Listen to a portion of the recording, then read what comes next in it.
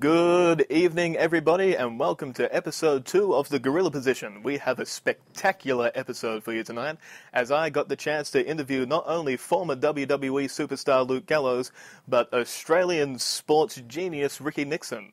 And after that interview, we'll be following it up with a great match between Alexi Papadopoulos and Dan Damage of Nothing Personal, Just Business. It's going to be a great show, so stick around, and we hope you enjoy it.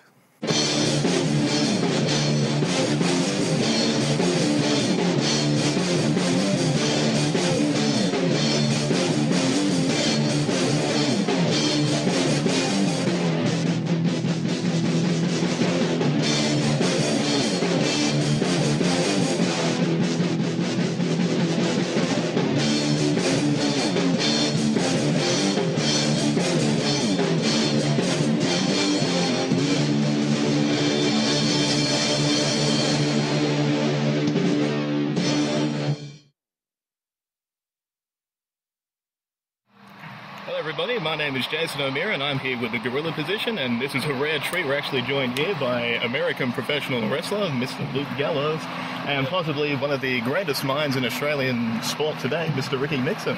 First of all, thank you, Luke, for joining us. Oh, thanks for having me. No problems at all, and thank you, Ricky. No worries. Yeah, no problems at all. Well, first questions first.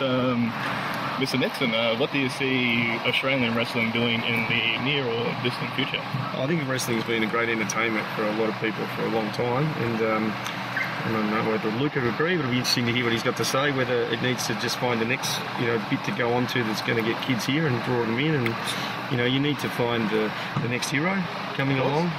Hulk Hogan was mine probably 15, 20 years ago now, and we've all been there.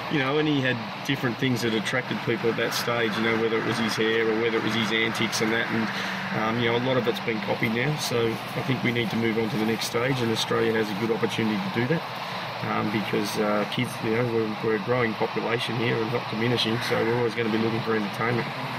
Absolutely, good answer. And Mr. Gallows, you've actually obviously been to the WWE, you've seen the American wrestling, obviously it's massive in America, and we'd like to get the same happening in Australia. Do you see any main differences between the two styles of wrestling, or is it pretty much the same? I think it's very similar, but I agree with what Mr. Nixon said earlier. I think that wrestling's always been a niche kind of genre and a sports entertainment, and I think that this is as good of a place as any. We were sitting in the hotel room, and there were 4 different wrestling shows that came on the TV just when we were getting ready to come over here. So I think that this country's embracing it. When I've been going around town, going around Melbourne and stuff like that, everyone's been very welcoming and excited to see me and stuff like that. And it's nice to come somewhere and have that. It reminds me of going to Japan, where the business is built up huge in their own culture as well, not just the American style. So yeah, I think this would be a great place to breed the next superstars and for wrestling to take off here as well. Absolutely, and you touched on Japanese wrestling. Obviously, it's a very passionate industry over there, and very respectful towards the wrestlers and fans. Do you think that the passion for wrestling is the same in Australia as Japan? Well, I'm in the early stages here now. I was here last year for WWE, and now I have a little bit more downtime, so I'm getting a real feel for it. And I think that, people are excited about it. Like I said, when I'm out and about and everything, everybody seems happy that we're here and that this tour is going to take place. So I can see wrestling in Australia becoming just as big as it is in any other country. Absolutely. And that's fantastic to hear from somebody who's been there like yourself. And Mr. Nixon, obviously you've been inside Australian sport for a long time. You know the ins and outs. A lot of people. Do you think there's anything that Australian wrestling can do to perhaps sort of like the WWE and WWE do, or the WWF in the late 90s, they sort of burst onto the scene and became really popular around the world with the Attitude Era. Do you think there's anything that Australian wrestling can do that's similar to that, or? I think a little bit left field to everybody else. I mean, I look inside and I see things that have been the same for a long time. I see the ring the same size. I see the people sitting in seats. That's the same as the last 10 years. I see a band in the corner. So, maybe things need to change a little bit. The band might come flying out of the roof onto the stage, and the stage might have water on parts of it, or, I'm being a bit silly and tongue-in-cheek, but it's just, looking at the girls here too, I think that's a massive opportunity in Australia. I think that's something that could take off more, the female wrestlers. It's very new to Australia.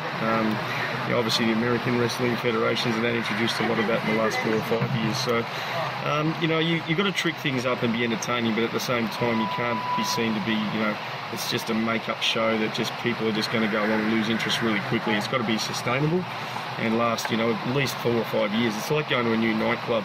You know, a good nightclub will last 5 to 10 years. A bad one will be out of business in 6 months. Absolutely. So the industry needs to recreate itself. Sure. I guess you're right.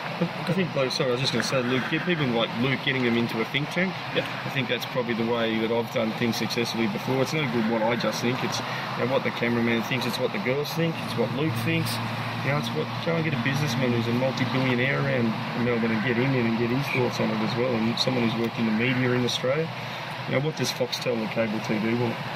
That's the thing too. I've always viewed wrestling kind of like people view the circus. You don't like the tightrope walk, or you're gonna like the guy getting shot out of the cannon, or the elephants, or whatever. Yeah, you know what I mean? right. So you need something to change it up. And he's making a good point. A lot of people don't look at wrestling as a business at some of these smaller levels. When I go around the states or different countries now on my tours, it depends. But people have to look at it as a business. You have to bring business people in. You have to get people on the promotion line. It doesn't matter if you bring me here with Stone Cold Steve Austin, Hulk Hogan. If people don't know that we're here and they're not excited about it, if there's not a buzz, no one's coming to see us. So that's the main thing, and I think that Ricky's got a really good head on his shoulders about that, obviously, from his past history in Australia. So if the wrestling business here can get someone like him involved, I think it's nothing but a great thing. I think you're absolutely right there. If we can get more people like Ricky Nixon with the brains and the power behind it, and more great superstars like yourself who have been to the top and know what it's like, who can really drive it home, I think Australian wrestling does have a future. All right. Thanks very much. Thank you, Rick. Okay. And thank you. Cheers, Luke. Great to meet you, mate. Nice to Good meet luck you too. tonight, too. Thanks a lot. Sorry I have to run. Okay, no problem. Cheers, guys. Welcome back to the Gorilla Position, ladies and gentlemen, and there you have a very unique perspective from an ex-WWE superstar, Luke Gallows, and Australian sports guru, Ricky Nixon, on the future of Australian pro wrestling. Some very interesting comments raised. But coming up after the break, we have a match between Alexi Papadopoulos and Dan Damage of Nothing Personal, Just Business. It's going to be a great match, so please stick around and don't go anywhere.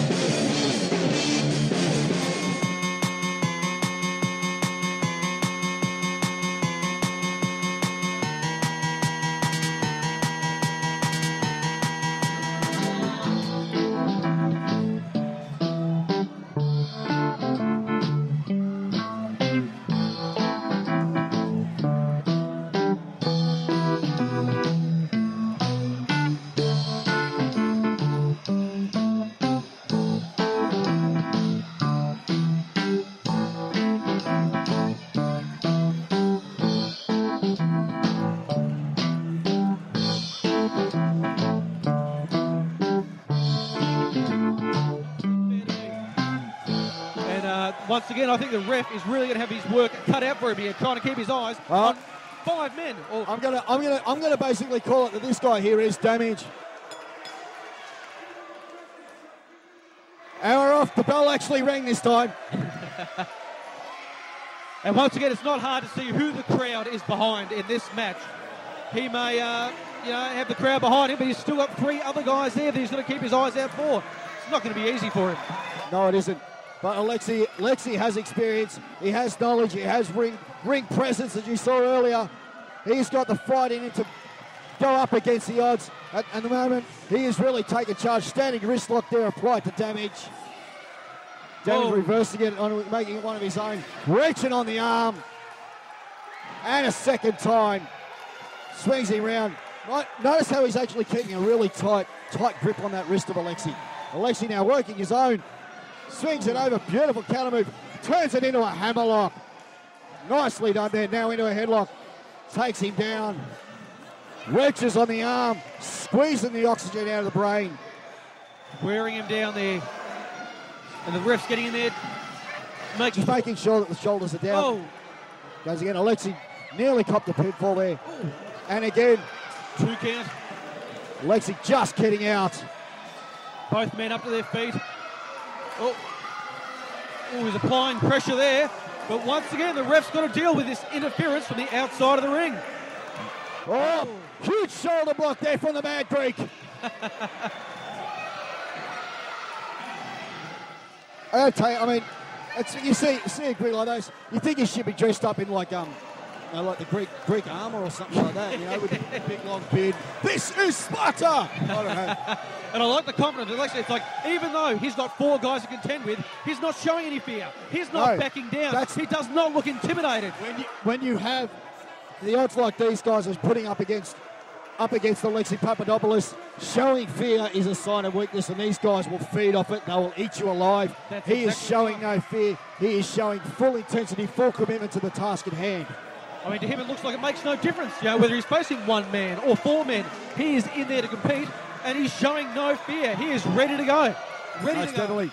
At the moment now, Damage just taking his time. Alexi allowing a bit of breathing space there. Both men now locking up, dead centre of the ring, trying to strengthen each other out. Alexi getting the upper hand, a little bit quicker on the manoeuvrability. Now just having the headlock now. Damage down to 1 knee, making his way back up.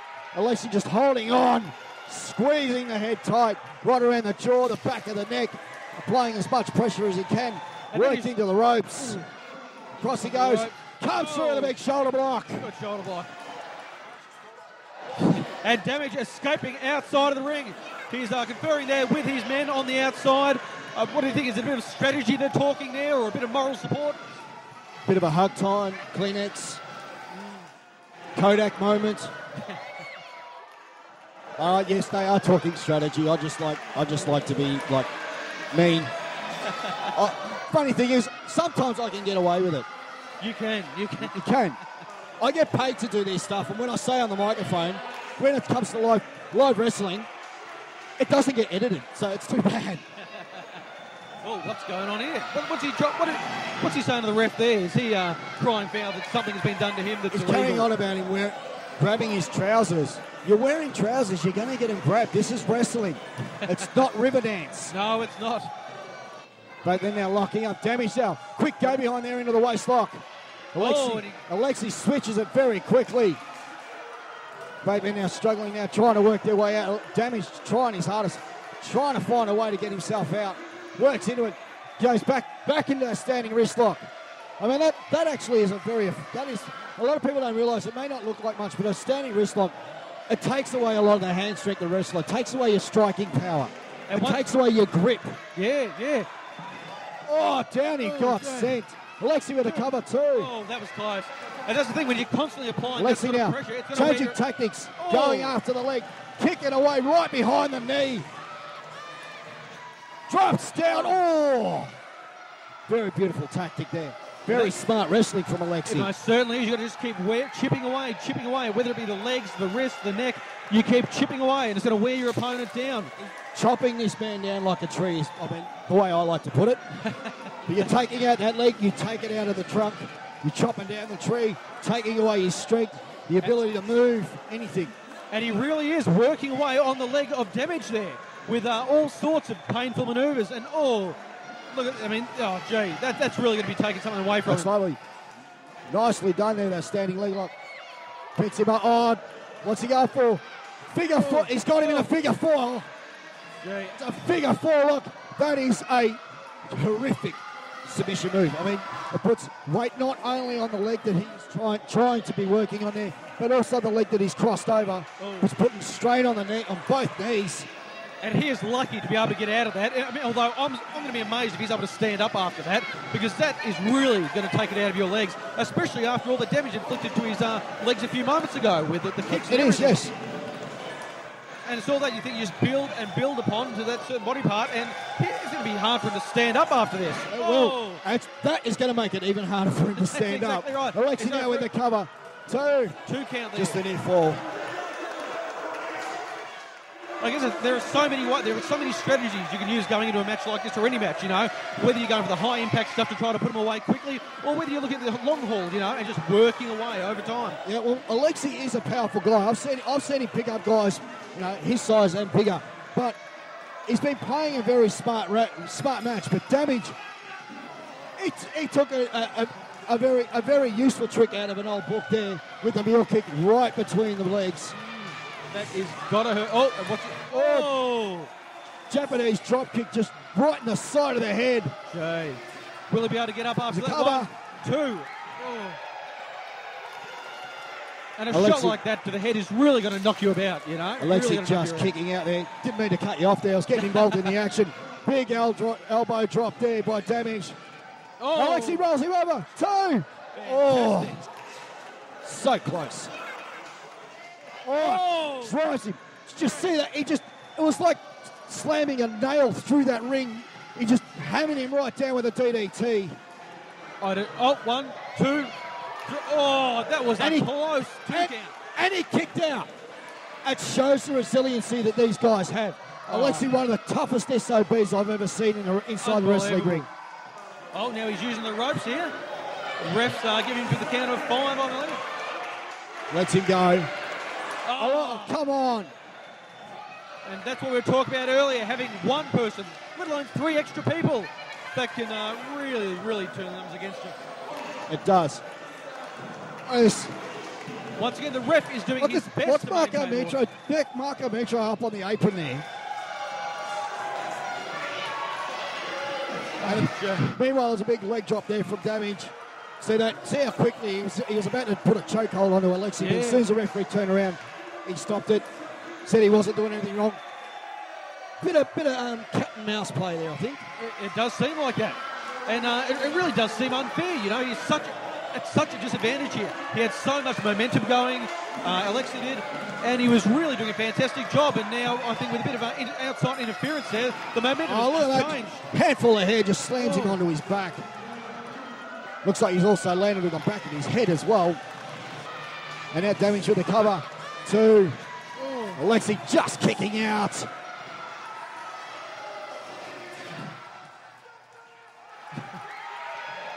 Marco Mitro is voicing his opinion about the referee count, thinking it was a bit too slow.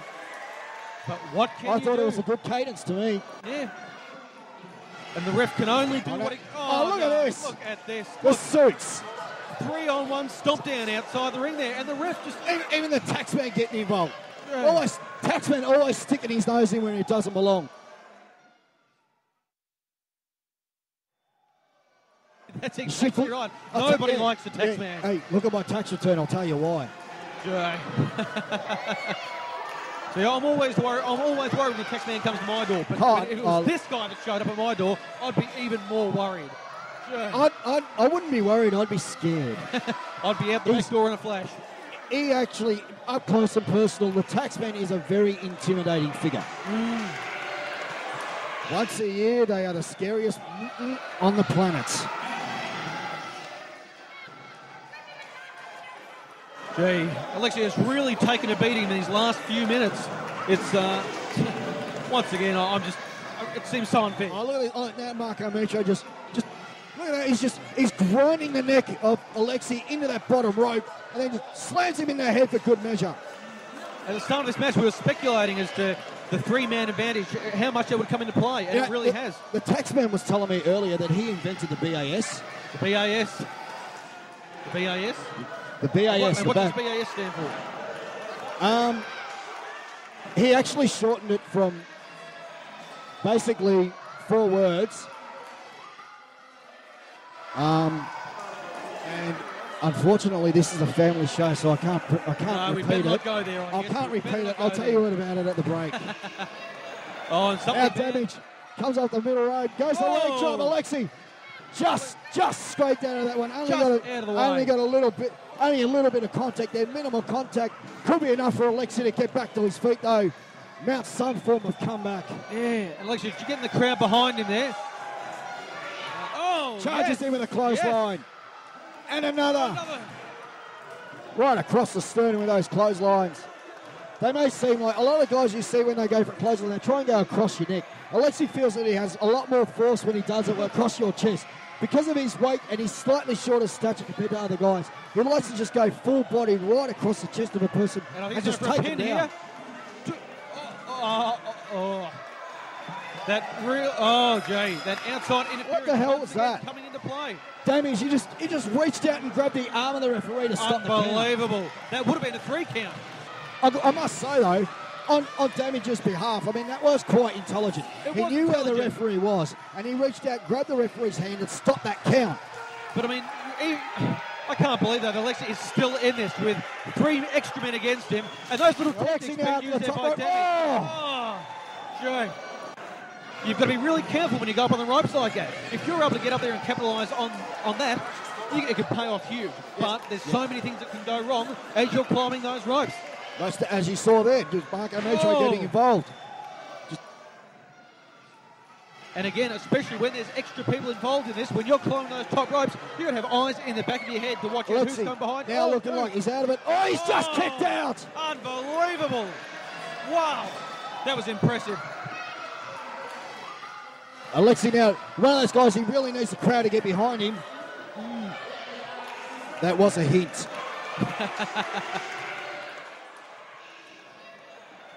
Now Lewis, Micho now holding down. Alexi just gets out of Micho, sent into the guardrail. That is going to hurt those guardrails. Alexi now picks him up, going for a leg lock, gets him in a leg lock submission. He's tapping out. Oh, well done. Ladies and gentlemen, your winner, unbelievable, Alexi Papadopoulos. Well.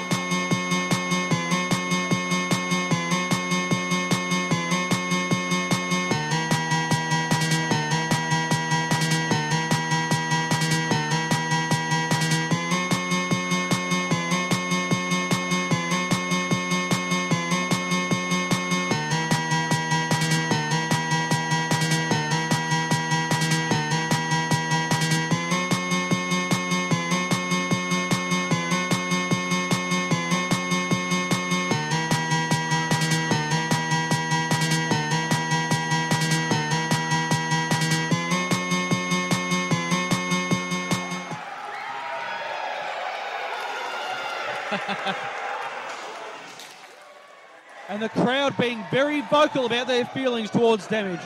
Very vocal.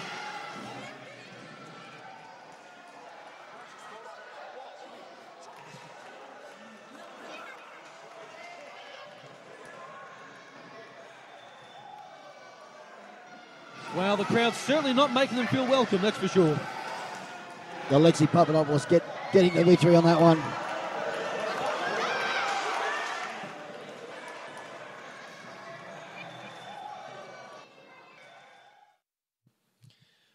Welcome back to the gorilla position, ladies and gentlemen, and there you had Alexi Papadopoulos making Dan Damage from Nothing Personal Just Business tap out. Not something you would see very often. But as always, on the gorilla position, we have some information on some upcoming wrestling shows that may or may not be in your area, and as always, we encourage you to go down and check them out.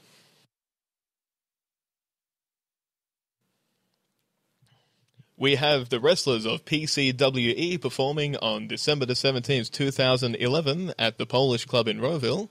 On the 28th of January 2012, we have the MCW show at the Thornbury Theatre. And on February 4th, we have the WWX's return to the Tullamarine Public Hall in Tullamarine. And once again on March 3rd, 2012 at the Tullamarine Public Hall in Tullamarine. Well, ladies and gentlemen, that just about does it for episode 2 of the Gorilla Position. We hope you had as much fun watching it as we did filming it. We hope you stick around and catch episode 3 next week. Same time, same place on Channel 31.